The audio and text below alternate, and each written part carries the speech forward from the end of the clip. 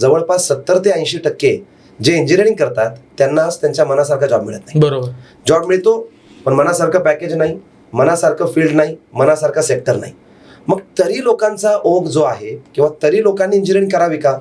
तर यामध्ये प्रश्न आहे की जर आपली आवड आहे तर साहजिकच इंजिनिअरिंग करून प्रत्येकानं जॉब करावा असंही नाही. कोण चांगला बिझनेसमॅन होऊ शकतो, कोण चांगला अगदी शिक्षक होऊ शकतो, कोण चांगला अगदी शासकीय सेवेत जाऊ शकतो, MPSC असतील, UPSC असतील, ह्यांच्या एक्झाम्स देऊ शकतो, त्यातून तो एक चांगला अधिकारी घडू शकतो. आज जर आपण ऑब्झर्व केलं की बँकिंग क्षेत्रामध्ये जी IBPS एक्झाम आहे त्यामध्ये आजच्या घडीला चांगला सक्सेस रेट प्राप्त करणारे विद्यार्थी हे कॉमर्सपेक्षा इंजिनियर्स आहेत.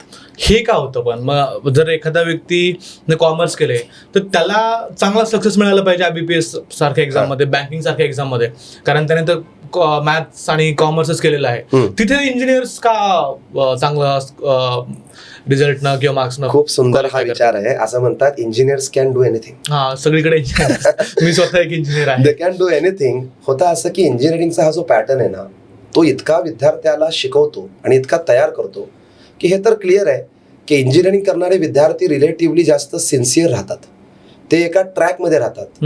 सिस्टम त्यांच्याकडनं इतकं काम करून घेते की ते नरिश होतात.